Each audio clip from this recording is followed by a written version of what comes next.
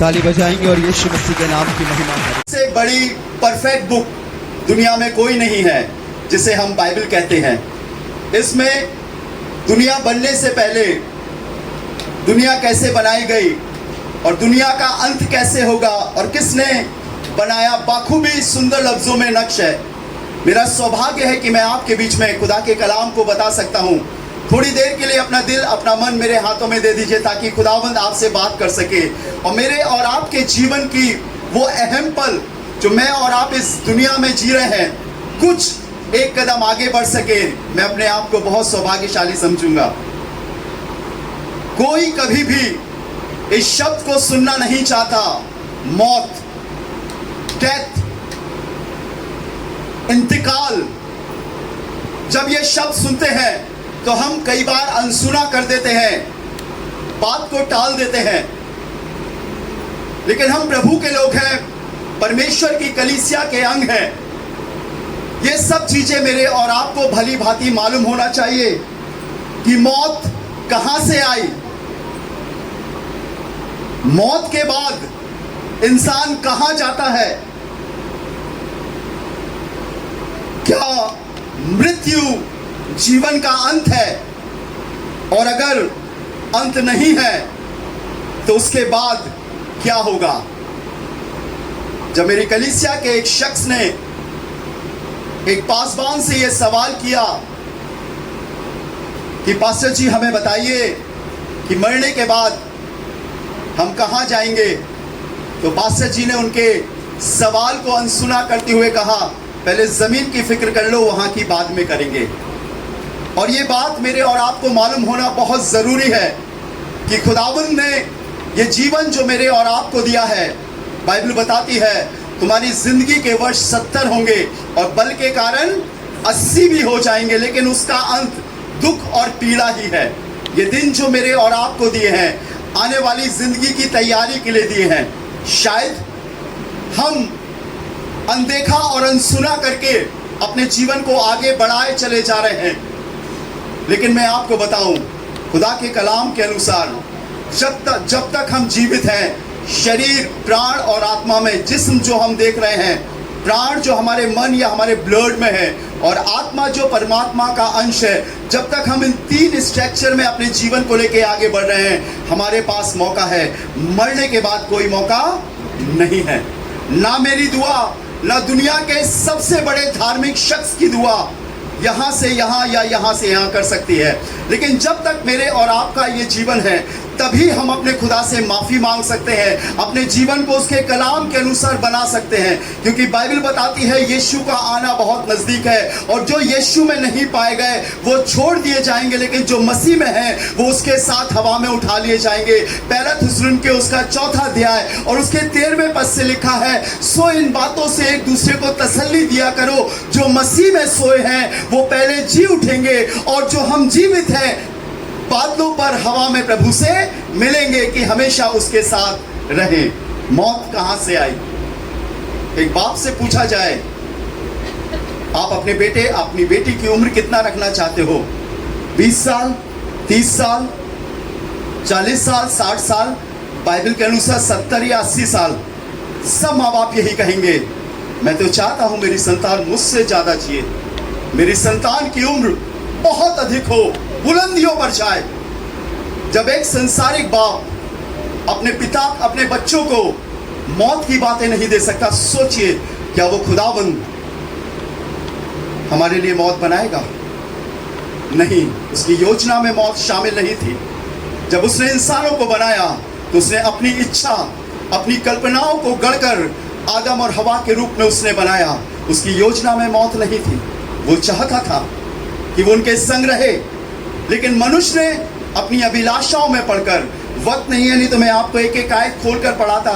Bible में लिखा है वो हर शाम आया करता था, उनके संग गुफ्तगू किया करता था। लेकिन एक शाम ऐसी रही जब वो आया तो उसे पुकारना पड़ा कि आदम, आदम तू कहाँ है? बाइबल बताती है आदम कहने लगा, ए खुदावंद मैं तेरा शब्द सुनकर डर गया, इसलिए बारी के पीछे छुप गया।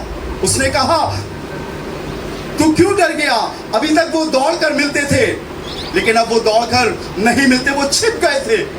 उस समय 4 श्राप मनुष्यों को दिए गए बागे अदन में, जो आज तक मनुष्य का पीछा कर रहे हैं। लेकिन यीशु मसीह ने नए नियम में मार्था से, नए नियम में उसकी बहन से इस बात को कहा, जो कोई मुझ पर विश्वास करेगा यदि वो मर भी जाए तो अभी जिएगा। हालेलुया। और उसके बाद जो पहला श्राप दिया, उसने कहा आदम से, बाइबल बताती है, तू जीवन भर अपनी सिर की चोटी से पैर की एड़ी तक पसीना बहाएगा और जमीन ऊंट कटारे उगाएगी और तू अपने पसीने की रोटी खाने पाएगा।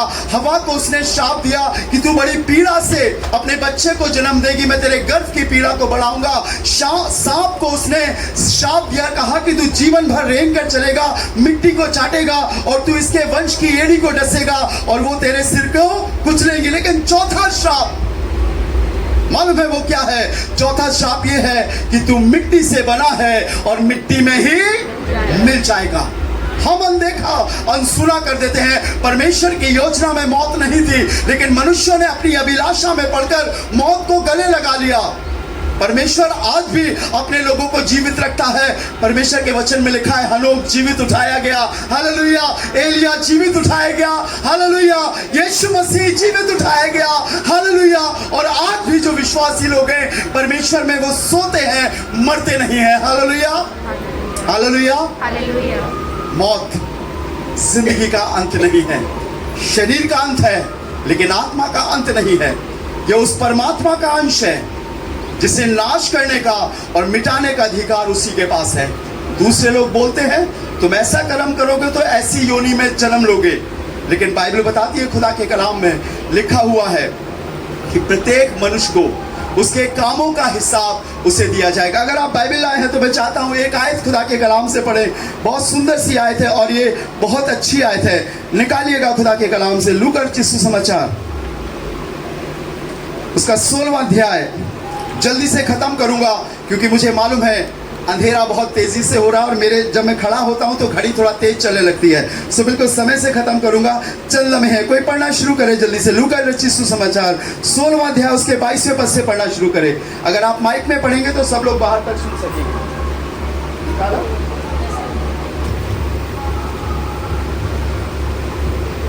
जी पढ़िएगा, कोई भी पढ़ सकता है जोर से जिसके पास बाइबल है। ऐसा हुआ हाँ, कि वह कंगाल मर गया और स्वर्गदूतों ने उसे लेकर अब्राहम की गोद में पहुंचाया। यहाँ पर 2 लोग हैं, एक धनवान है और एक लाजर नाम का कंगाल शख्स है। आपने संडे स्कूल से स्टोरी सुनी होगी। बाइबल बताती है, लिखा है खुदा के कलाम में कि वो उसकी देवड़ी पर छोड़ दिया जाता था कि जो कुछ उसकी मेज से चूर चार गिरे वो उसे खाए। और लिखा है बाइबल में कि कुत्ते उसके घाव को चाटते थे। पढ़िएगा अंकुर भाई जोर से। और वह धनवान भी मरा और गाड़ा गया जी। और अधलोक में उसने पीड़ा में पड़े हुए अपनी आंखें उठाई और दूर से अब्राहम, लिखा हुआ है एक दिन वो धनवान भी मरा और उसने पीड़ा में पड़े हुए अपनी आंखों को ऊपर उठाया, स्वर्ग की ओर उठाया। आगे, और दूर से अब्राहम की गोद में लाजर को देखा, और दूर से अब्राहम को लाजर की गोद में देखा और उसने पुकार कर कहा, हाँ जोर से पढ़िएगा। और उसने पुकार कर कहा, हे पिता अब्राहम, हाँ मुझ पर दया करके लाजर को भेज दे ताकि वह अपनी उंगली का सिरा पानी में भिगोकर जी मेरी जीभ को ठंडी करे। अंकुर और पास से पढ़ो, माइक और पास में, क्योंकि हाँ मैं इस ज्वाला में तड़प रहा हूँ। ये भी मरा और बाइबल बताती है कि इसे भी स्वर्गदूतों ने उठाकर उस पीड़ा वाले स्थान में डाल दिया जहां पर तड़पना है। ये वहां से देख रहा है। आपको याद आ रहा होगा जो क्रूस पर लटका हुआ कुकर्मी, लूक चैप्टर 23 में लिखा हुआ है, बाएं तरफ वाले ने तो यीशु की तौहीन करी, लेकिन दाहिने तरफ वाले ने एक बात कही और वो बात ये थी कि हे यीशु, जब तू अपने राज में आए तो मेरी भी सुधि लेना। यीशु ने क्या कहा?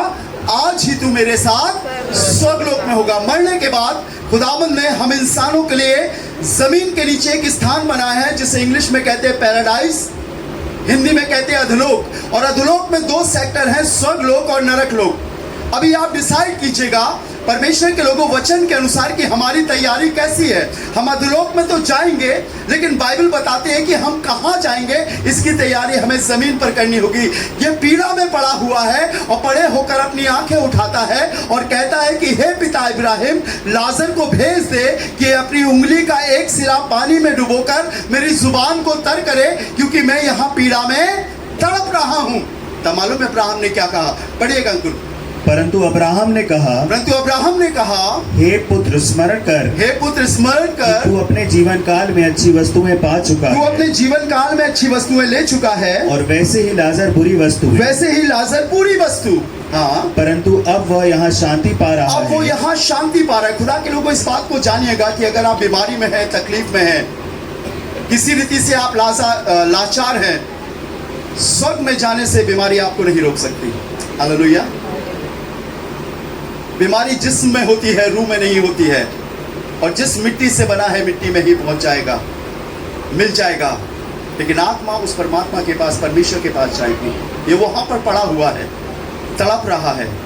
और मालूम इससे इब्राहिम ने क्या कहा? हे पुत्र, तूने अपने जीवन काल में सारी अच्छी वस्तुएं ले ली, हर अच्छी चीजों को तूने अपने जीवन में लिया, लेकिन मेरे दास लाजर ने नहीं लिया। शारीरिक रूप से वो दुर्बल था, शारीरिक रूप से वो कमजोर था, गरीब था, टुकड़े खाता था, और मानवीय दृष्टि से वो बहुत लाचार था। आप भी देखकर तरस खा जाते, लेकिन उसकी आत्मा पवित्र थी। हालेलुया। उसने अपनी उस दशा में भी अपने आप को परमेश्वर के योग्य बना रखा था। खुदावंत के लोगों, आप किस दशा में हो ये मायने नहीं रखता, लेकिन ये मायने रखता कि हम उस दशा में अपने खुदावंत के कितने नजदीक हैं। हमारी शोहरत, हमारी दौलत, हमारी क्वालिफिकेशन, हमारी सुंदरता, बाइबल बताती है उकाब की मानित वो फना हो जाएगी, पंख लगाकर उड़ जाए, लेकिन ये रूह खुदा के पास पहुंचेगी। मौत जिंदगी का अंत नहीं है। एक दिन मेरे और आपको, अगर कोई सोचे कि मैं बच जाऊंगा, नहीं बच सकते। वहां रिश्वत नहीं चलती, वहां सोर्स नहीं चलता, वहां किसी भी प्रकार का कोई प्रलोभन या दबाव नहीं चलता। वहां सिर्फ एक ही बात चलती है, वो है सच्चाई, और सच्चाई से न्याय होता है। मेरे से लिए पढ़े अंकुर भाई परमेश्वर के वचन से रेवलेशन चैप्टर 20, प्रकाशित वाक्य 20वां अध्याय और उसके 12वें पद से पढ़िए जरा, देखिए क्या लिखा हुआ है। प्रकाशित वाक्य उसका 20वां अध्याय 12वें पद से पढ़िएगा। फिर मैंने छोटे बड़े सब मरे हुओं को, सभी ध्यान से देखेगा। मरने के बाद हम अधोलोक में जाते हैं, लेकिन बाइबल बताती है एक दिन यीशु न्याय आसन पर बैठेगा और दुनिया की सारी कौमें, चाहे प्रतिष्ठित हो चाहे ज्ञानवान हो। यशाया उसका 5वां अध्याय उसका 13वां पद बताता है, अधोलोक ने अपना मुंह बेपरिमाण पसारा है। प्रतिष्ठित, ज्ञानवान, धनवान, वरन निर्बल भी उसका कौर होते चले जा रहे हैं। जब सारे लोग, जब यीशु आएगा और न्याय आसन पर बैठेगा, उस समय सब उसके न्याय आसन के सामने खड़े होंगे। एक बंदा भी नहीं बच सकता, क्योंकि रूह नहीं मरती, याद रखिएगा, आत्मा कभी नहीं मरती। पढ़िएगा जी। फिर मैंने छोटे बड़े सब मरे हुओं को, फिर मैंने सभी छोटे बड़ों को, मरे हुओं को सिंहासन के सामने खड़े हुए देखा और पुस्तकें खोली गई। गौर करिएगा इस शब्द पर, क्या खोली गई?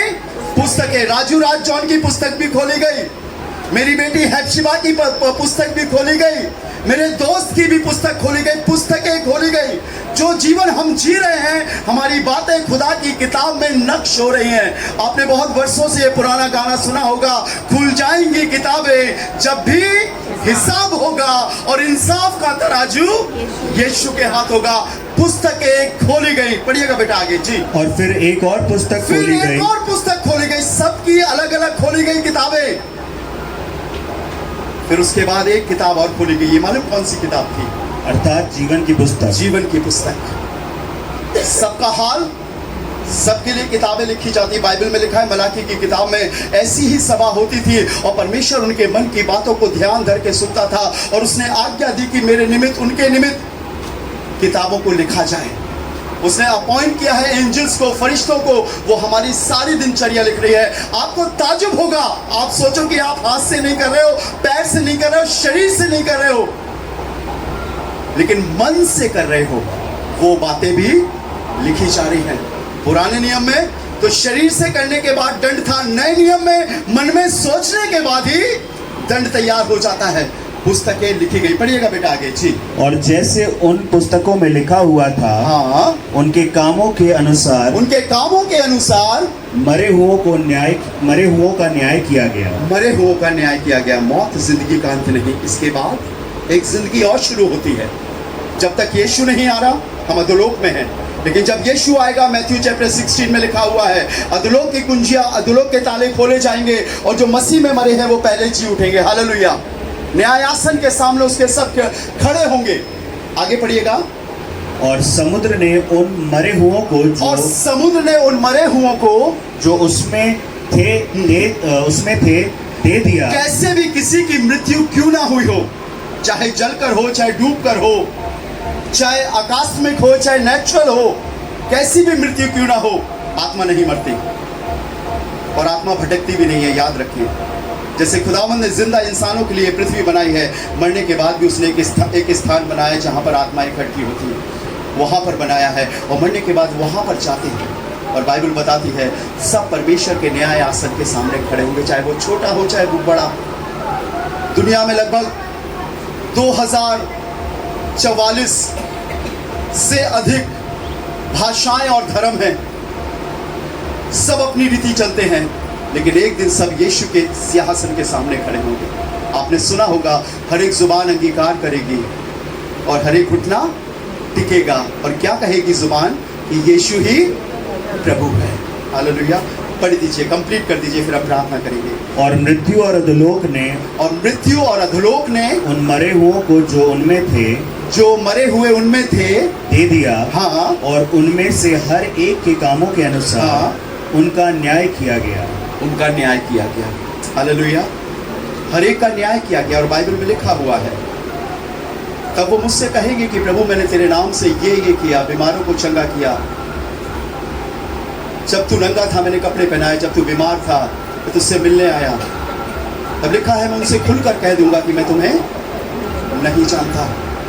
मौत जिंदगी का अंत नहीं है। जब तक हम किसी के लिए कुछ कर सकते हैं, जब तक उसके शरीर में प्राण है, लेकिन मरने के बाद हम एक दिन का भी इधर से इधर नहीं कर सकते। और आज मेरे और आपको जीने के लिए खुदा का कलाम दिया गया है। रोज बाइबल पढ़ें, कम से कम 2 घंटे पढ़ें, 1 घंटा सुबह, 1 घंटा शाम को पढ़ें। परमेश्वर के सामने बैठे, आप जैसे भी हैं, आप थोड़ा समय उसके संग गुजारें। ये अंत का समय है, यीशु आने वाले हैं। और अगर आपने परमेश्वर के वचन की अवहेलना करी तो मैं आपको बताऊं, फिर हमारा ठिकाना मरे हुओं के बीच में होगा। आज वक्त है, आज समय है, आज मौका है कि हम अपने जीवन की तैयारी करें। और जब हम तैयारी कर रहे हैं तो हम उस जगह पर पहुंच सके जो खुदा ने हमारे लिए तैयार की। उसने कहा मेरे पिता के घर में बहुत से रहने के स्थान है, यदि ना होते तो मैं तुमसे कह देता, क्योंकि मैं तुम्हारे लिए जगह तैयार करने जाता हूँ। क्या कहा? मैं तुम्हारे लिए, जोर से बोलिएगा, मैं तुम्हारे लिए जगह तैयार। मालूम कब होगी? जब हम अपना जीवन यीशु को दे देंगे। लिखा है यदि तू अपने मुंह से यीशु को प्रभु जानकर अंगीकार करे और अपने मन से ये विश्वास करे कि परमेश्वर ने उसे मुर्दों में से जिलाया, तो तू निश्चय उद्धार पाएगा। हालेलुया। दुनिया की कोई ताकत आपको उद्धार पाने से नहीं रोक सकती, लेकिन आपको अंगीकार करना पड़ेगा, मन से विश्वास करना पड़ेगा और कहना पड़ेगा कि यीशु मसीह को परमेश्वर ने मुर्दों में से जिलाया। वचन क्या कहते हैं? कि यदि हम यीशु को प्रभु जानकर, हालेलुया, वो उद्धार देने के लिए आया, वो जीवन देने के लिए आया। हमने चंगाई के लिए उसे पुकारा, हमने नौकरी के लिए उसे पुकारा, दुष्ट आत्मा और शैतान से आजाद होने के लिए पुकारा। आइए आज पुकारे कि प्रभु मुझे उद्धार दे, मेरा जीवन तेरे में होकर आगे बढ़ने पाए और मैं तेरा कहलाने वाला हो सकूं। Let us close our eyes, अपनी आंखों को बंद करेंगे, दुआ करेंगे। राजाओं के राजा, प्रभु के प्रभु, हम आपका धन्यवाद देते हैं। आप हमसे प्यार करते हैं, आप हमारे जीवन देने वाले प्रभु हैं। और मैं विश्वास करता हूँ प्रभु ये वचन बहुत बड़ा है, लेकिन प्रभु जिसको तू उद्धार देना चाहता उसके लिए काफ़ी है। प्रार्थना करता हूँ प्रभु अपनी बरकत और अपनी आशीष दे, ये वचन इनके जीवन में घर करने वाला हो सके। ये लाजर के समान किसी भी अवस्था में क्यों ना हो, लेकिन प्रभु ये अपना ध्यान आप क्यों लगा सके। मैं जानता हूँ प्रभु आप इनसे बहुत प्यार करते हैं। मेरे बुजुर्ग, मेरे जवान, मेरे बच्चे प्रभु तेरे हैं, ये घर तेरा है खुदावंद यीशु मसीह, ये हिस्सा घर तेरा है प्रभु यीशु मसीह। मैंने मांगा था पुकार पुकार के और तूने मुझे देना शुरू कर दिया है। और मैं चाहता हूँ खुदावंद यीशु मसीह नासरी के नाम से मेरे गांव का एक एक बंदा उद्धार पाने वाला हो सके। मैं विश्वास करता हूँ यीशु मसीह तूने मेरे गांव के लिए अपने लहू को बहाया है, छुटकारे को दिया है, कोड़े खाए हैं प्रभु। और मैं जानता हूँ तेरे उद्धार की लहर बह गई है और एक समय आने वाला है, एक पीढ़ी उठने वाली है प्रभु जो उद्धार की बातें करेगी। खुदावंद हर एक को आशीष देना और बरकत देना। हम फिर एक बार प्रार्थना करते प्रभु अपने इस प्रिय परिवार के लिए, चारों बेटों के लिए, बेटी के लिए प्रभु, उनके बच्चों के लिए खुदावंद यीशु मसीह। इन्होंने माँ को खोया है, इन्होंने अपनी प्रिय माँ को खोया है।